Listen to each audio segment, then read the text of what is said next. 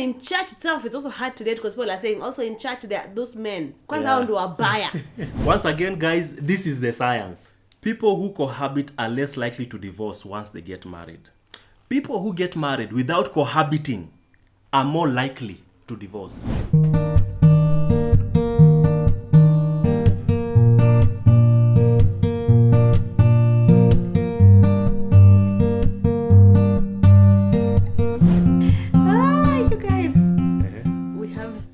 There's a little someone next to us, so oh, by the way, guys, we've not forgotten you on the series Blue Room series that you Blue Room series part 2. It will not be called Blue Room series, it will be called something else because we won't access it. We can't even access the Blue Room anymore. That studio used to shoot at. But the thing is, guys, the last time we did a video, this guy was called Baba Mtoto. Imagine now he's Baba Watoto. It's a whole Baba thing. So yeah, guys, those are the developments. Tuliongezeka, that's why I decided to go MIA completely because pregnancy journey different from carrying Remani. So but time has a way of refining people. So we've been refined and now we are back. With interesting stuff 2022. We have a lot of interesting stuff to share with you guys. Video wise, V2 wise, social media wise. So we are really excited to see what the year holds for us and also for you. We've done a few, it's just 2 months into the month, but we've done quite a lot. We've done a few media coverage. We've done a few speaking engagements. We have a few. We've done how many speaking engagements? We have done a few speaking engagements this year. So it's just for us to tell you that even the end of last year that we also do speaking engagements in case you have a forum somewhere that you want us to come and speak to people about relationship, about marriage. We are willing to about come. Life. About life. I don't know to what extent you can talk about life, but a relationship and marriage is about life. Yes, so you can hit us up on our DMs and then we'll give you a response. We'll love it. We love doing it. We love sharing knowledge with people.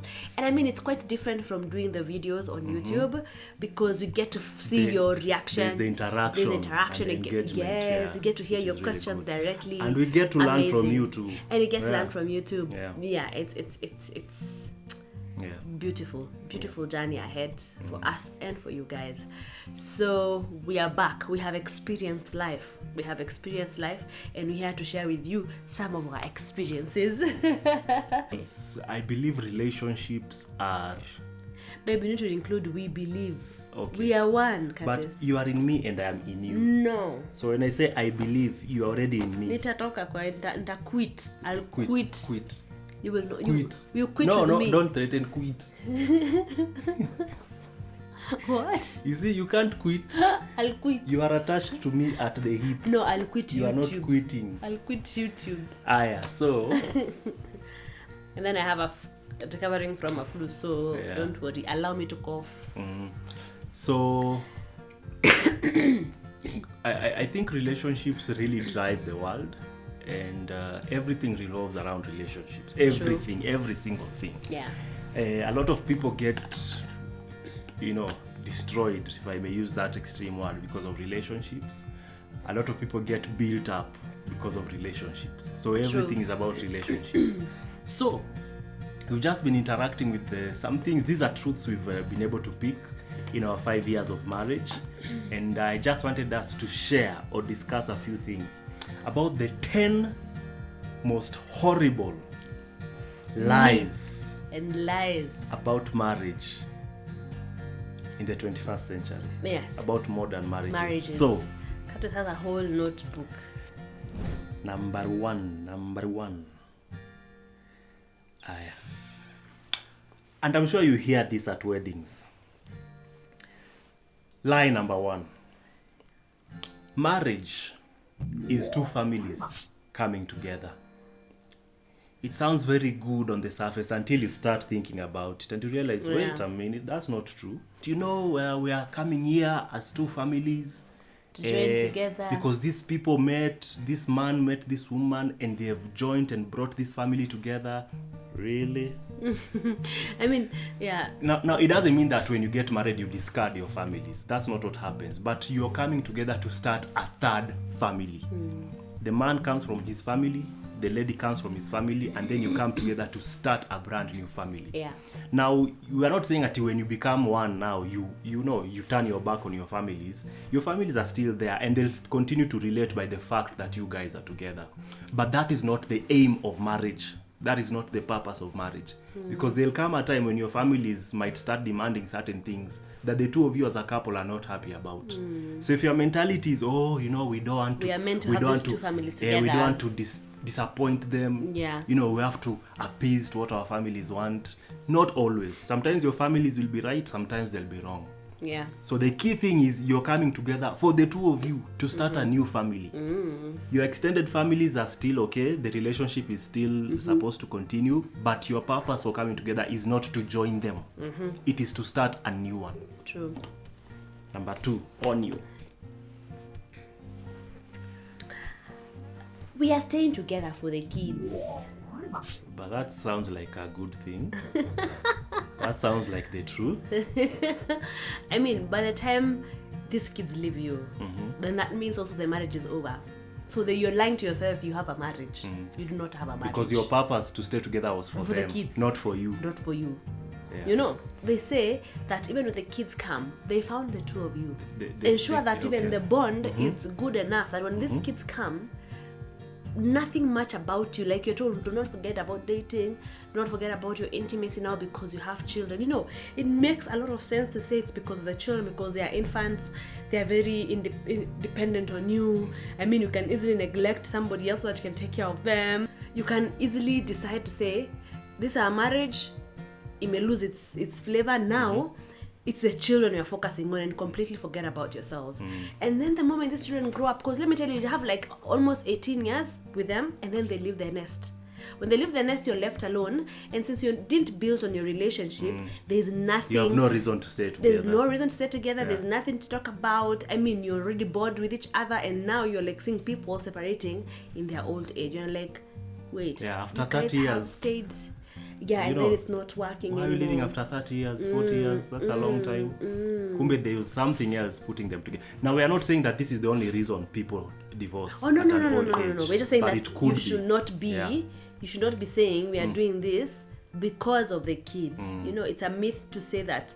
It's such a lie to say that we have a marriage because of the children. Yeah. That's not a marriage. That's something. It's a partnership in raising. We are co-parenting as we live together. As we live together. Yeah. So now it's just to create a balance. It's admirable. True. Because even studies show that kids who've been brought up in a household where both parents are present and blah blah blah, they have much development prospects and all that. So it's admirable that you'd want to do that for your kids. Yeah. But if that is the reason why you're getting married, no, you've only scratched the surface. Yeah. So yes, unless now God turns things around, when you guys are in that period of staying together because or doing marriage because of the children, then He ensures that now you guys start working on each other's relationship and each other's as individually as you raise the kids. Then lucky for you, because you get to fulfill the purpose of having a wholesome family where the kids can grow up in, and also you also having to retain your relationship and build a healthy marriage. Yeah. Number 3. Marital preparation begins at premarital class. Now, you'd be excused to think that. Most people get married, started learning about marriage at premarital. We were just talking at NTV some weeks ago, and we were saying that... So my question is, are the parents playing a role, or did they play a role in how we run our marriages now? Maybe we can start with you, Curtis. Yes, I was actually, just before we came in, I was telling Soila that a lot of people start learning about marriage during premarital. But actually, the first step where you learn about marriage is home. My son right now is turning 2. Yeah. It's my responsibility to lay the foundation of what marriage looks like by how I relate with his mother. By the time he becomes an adult and decides, now I want to get married, the foundation is already there.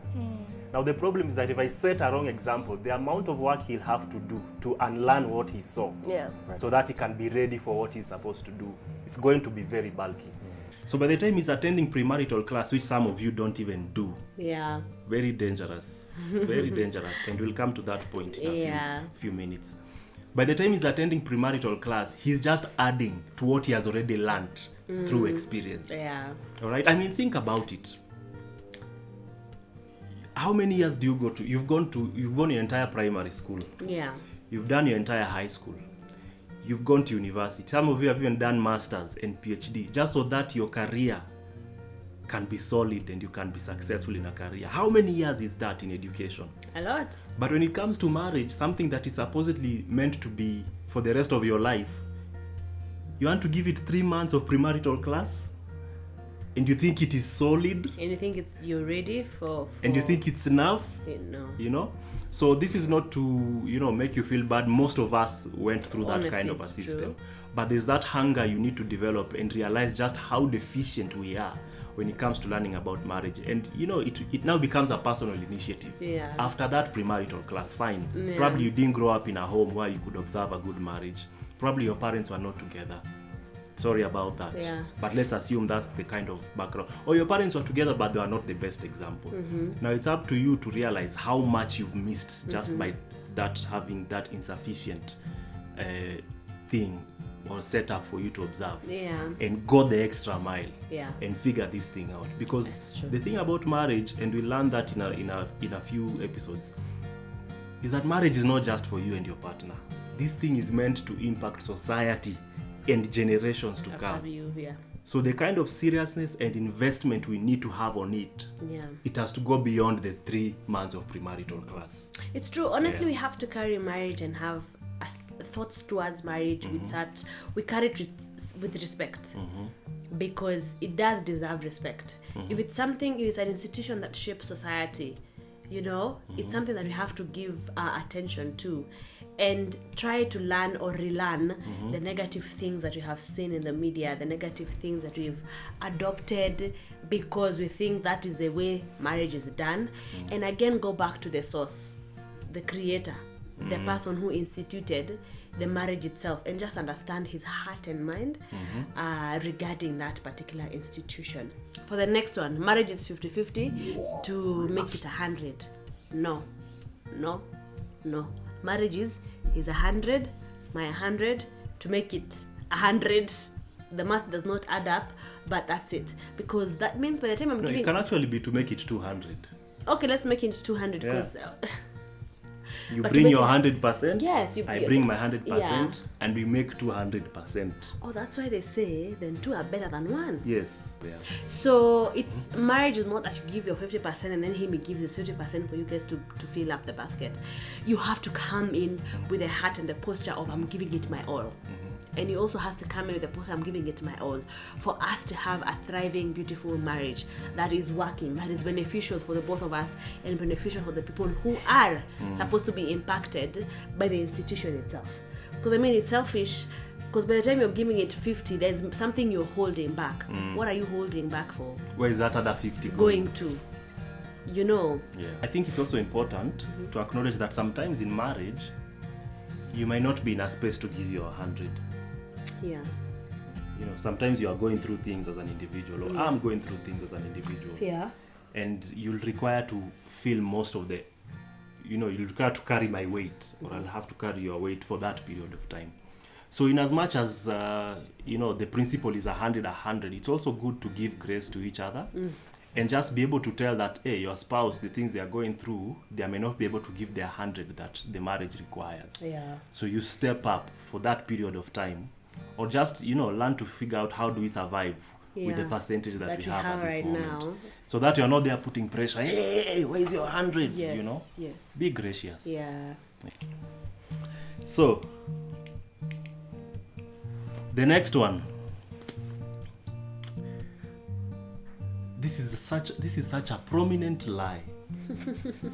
It is. We've almost accepted it, and even women are, proposing it. The lie that men are superior to women. And I know where we get this from. First of all, we get it a lot from culture. Most of the cultures that we come from traditionally were very patriarchal. Like in Soila was telling me in Maasai community, women are so subservient. When men are talking about women are categorized with children. And we've heard this before. Yes. Men, women and children are put in one place. No, and then men are put in one place. Yeah, so you're saying the essay, they call women and watoto children. Watoto wako salama. Sasa kusema watoto wako poa ama it's including the wife. Yes.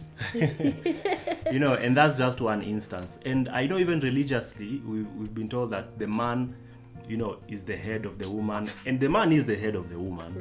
But I think sometimes there's a way it is taught in certain religious circles. This is it.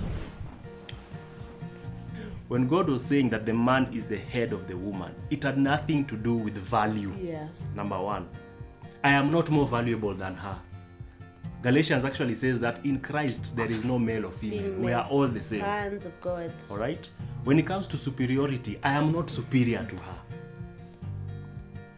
According to God, I am just as valuable, I am just as superior as she is. Because when you talk about superiority, then it means someone is inferior. Yes.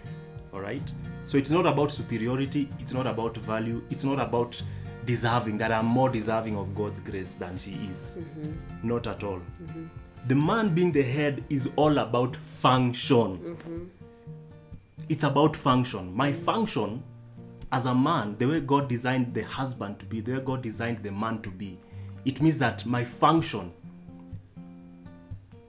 is designed for me to operate as someone who is in the position of the head. Leadership. To lead. To lead. Yeah, visionary. Right? So function does not mean I am okay, think about it this way. The CEO of a company, you are the CEO of this big company. You are the director of this big company. All right? You are the head of the company. And then one day you want to enter your building and your watchman says no. Now you are the head of the company. But can you do anything if your watchman does not let you in? You call the people. You will not do anything, because in as much as that watchman, your rank makes you become his head or her head, you still cannot enter that building unless he lets you in.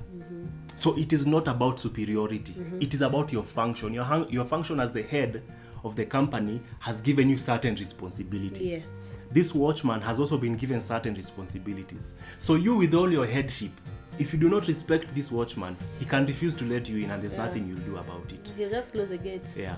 Now, I'm not trying to say that that example is what is happening in marriage. That's not what I'm trying to say. Yeah. But I'm simply trying to say that her function as a woman is still... Think about it. I'm just trying to make you realize that the woman is just as, important in a marriage situation. In as much as I'm the head, there are certain things I cannot do without her. Yeah. All right? God actually says that if I mishandle her, he refuses to listen to my prayers. Kwani how important is she to God? That God can refuse to listen to my prayers because I've mishandled her. You see how important God and the female that how the important woman is. Yeah. All right, and the story of Abraham is also a very good example. Sarah tells Abraham, hey, get rid of this other woman. Abraham is just dilly-dallying over there. He goes to God. What does God tell him? God did not give him instruction like, get rid of this woman. He says, listen to your wife. All right? And that's why even in the New Testament, you are told, submit one unto another. So in as much as I am the head, in as much as my function is that one of headship, it doesn't mean I am superior to her. It simply means that the headship has a different function. Should I call it neckship? Or whatever. Has a different function. So the truth of the matter is that we are equal in marriage. But when it comes to function, we are not equal. True. Yeah. We are equal in God's eyes. But when it comes to our functionality, we are different. There's a head and there's I don't know what. We are different. We are different. Yes, we are different. So marriage, the other thing is that marriage cures lust is a lie. It's a lie that needs a whole video by itself because there are different layers to it. But what we'd like to mention right now is that if you are a lustful person, getting married will not make you a saint. If anything, marriage has a way of bringing things to float. So your lustful nature will show more in marriage than when you are a single person. So marriage in itself does not cure lust. You have to work on yourself to see how to go about it. The same thing you'll say, when I get married, I'll not struggle with pornography. You will struggle with pornography even in marriage. It does not heal you of these things. Yeah, and I know most of us, for those who are believers, we think about Paul. When Paul was saying that, if you're burning with desire, get married. But I think there's a difference between desire and lust. Lust is something that is out of control. You can't just help yourself but sleep with someone. Yeah. Desire is very normal. Yeah. If you've hit puberty, you are over 18, you are an adult, those desires are there. Yeah. So I think Paul is trying to address the fact that ka desires zako zinakusumbua, you are not at the point of lust yet, where you're out of control, you're just all over the place, but you have that desire. So he prescribes marriage as a solution to take care of your desire. That is very different from lasting. Yeah. But again, that scripture is very heavy. We can probably take I think it can time. be extrapolated, and it can be interpreted in very many ways. Yeah. So probably that will be something else for another time. For another time. But just know that marriage does not cure lust, does not cure your thing is for your thing is. I wouldn't say desire again, like we just said something, but does not cure that drive and the appetite that you have, unquenchable appetite for all sorts of sexual adventures. Yeah. Yeah. The other thing you get to hear a lot is marriage is what we make it. Yeah. I hear people saying that, and I think depending on what context you're talking about, it can be true. But I think sometimes we think that marriage is whereby we make our own rules as we go.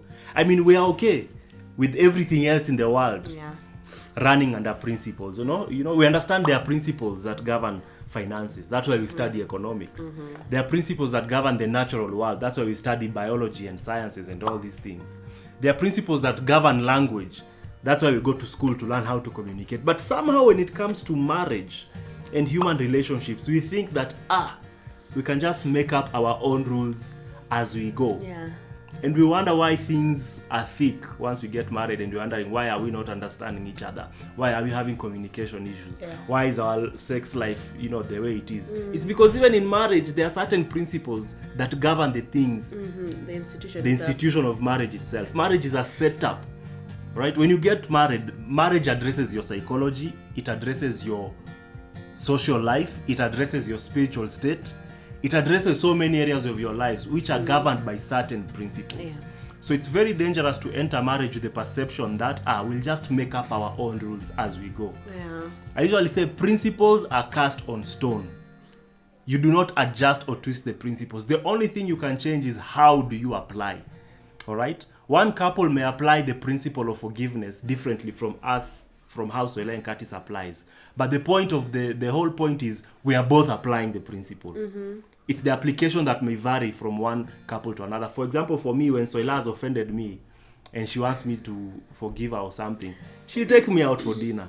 Another couple will probably say, you know what, let's go and pray about this. Yeah. Another couple will say, you know what, let me make you a special meal. Yeah. We are all using different strategies, but at the same time, and I mean at the end of the day, we are all applying the principle. Yeah. So the principles are cast on stone. It's the application that may vary. So we don't make up our own rules as we go. The rules are already there. It is up for us to figure out what rules are we supposed to apply at this point in time.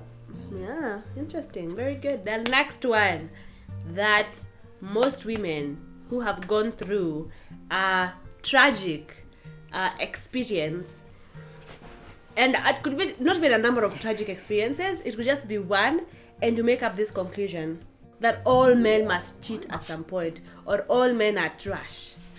That you can't just have that one man who's like, they have to cheat at some point. No, not all men cheat. Akisikia vile sauti yangu inatoka kwa sababu ya homa. Kona hoba.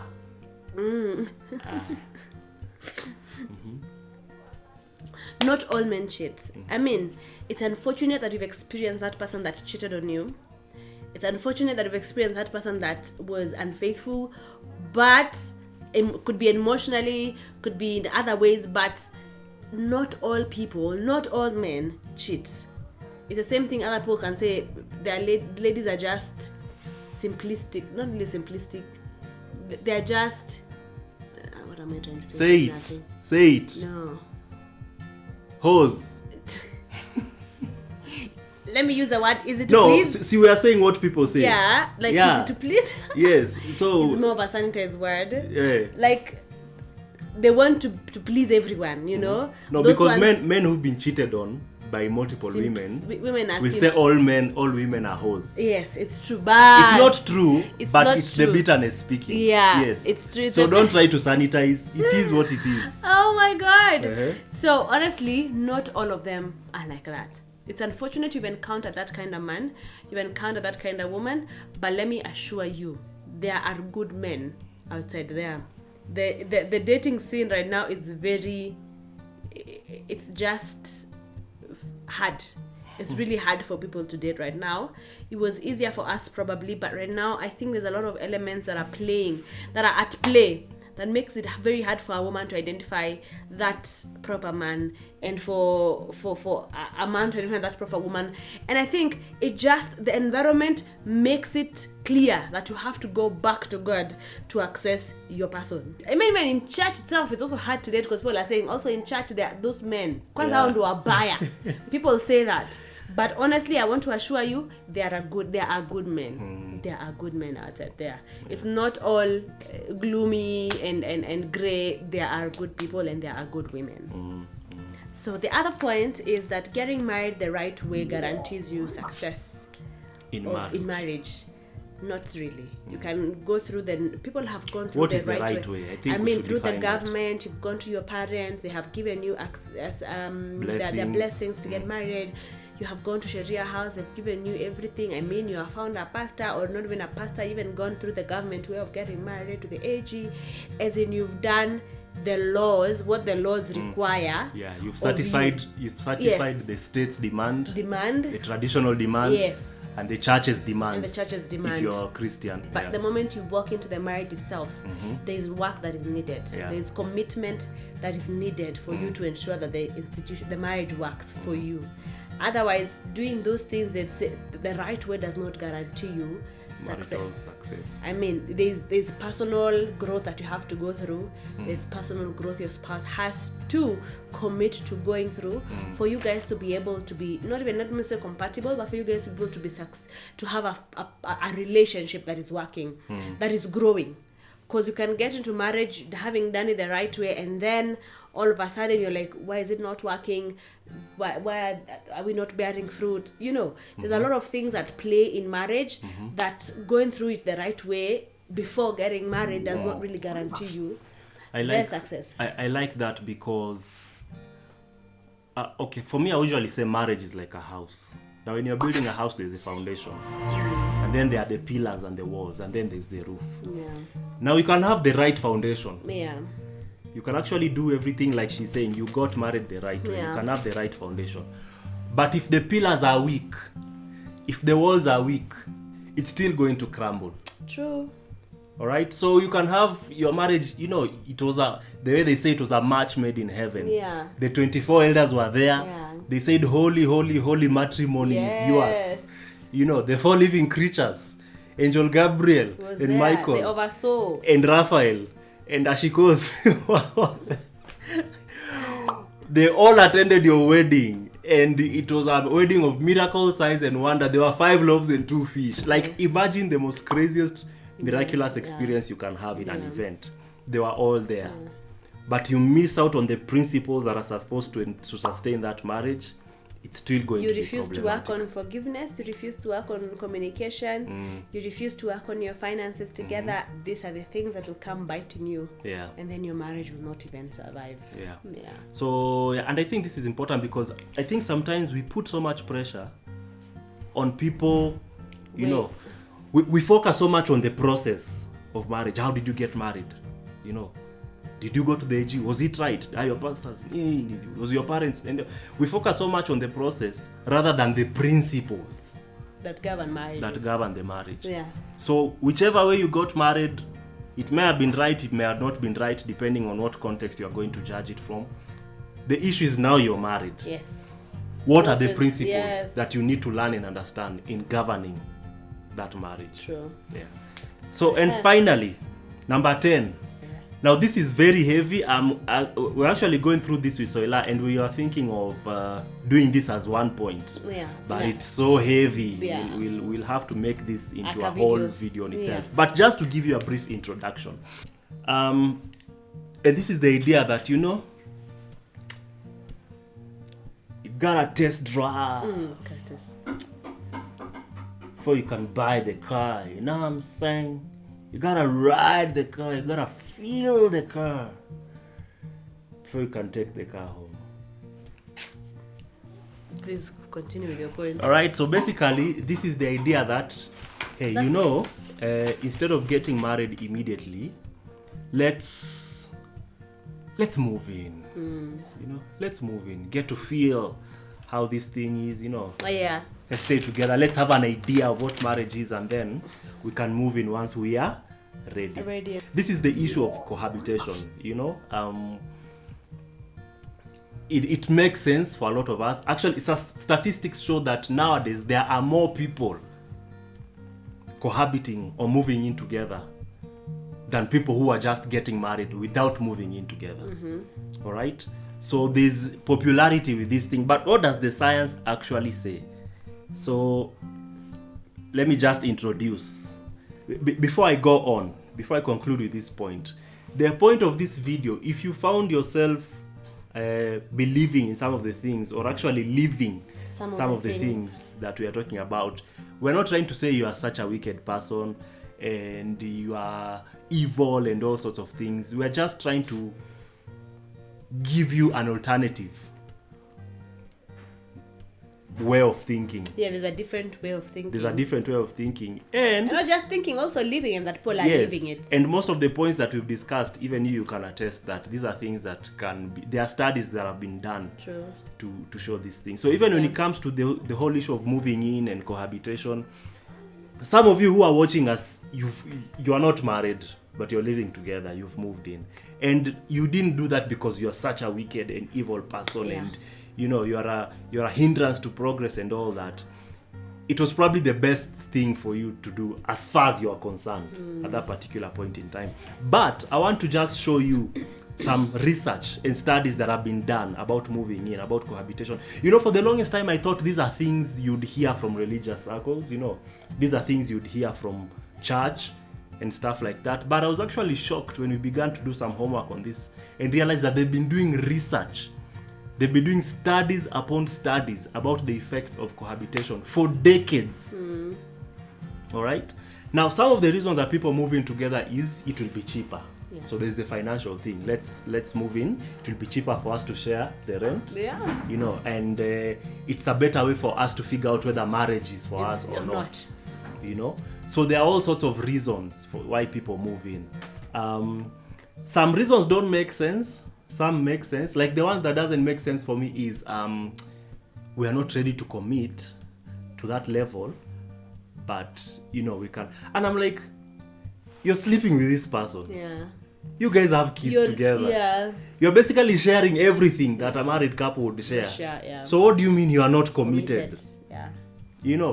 And I also understand, because a lot of people who say that come from a place of fear.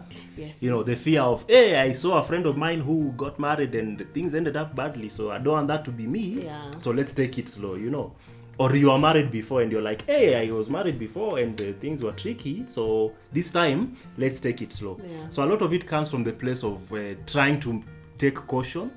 Anyway, let's look at the science.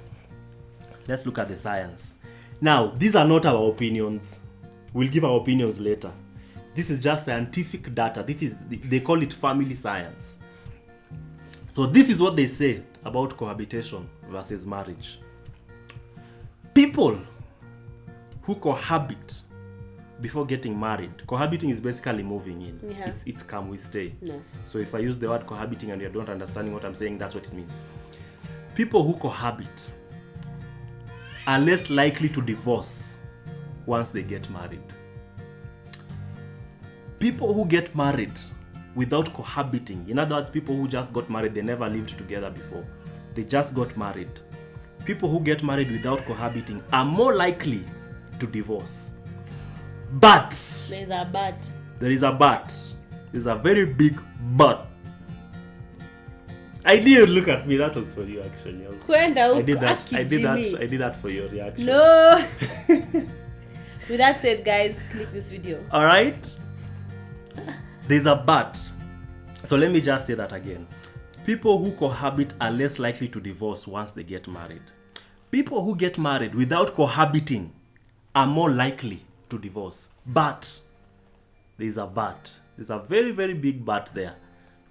For you to know what the but is all about, click on this video right here. We have become those people. We've become those people. So that we can discuss this but from a larger perspective. Yeah.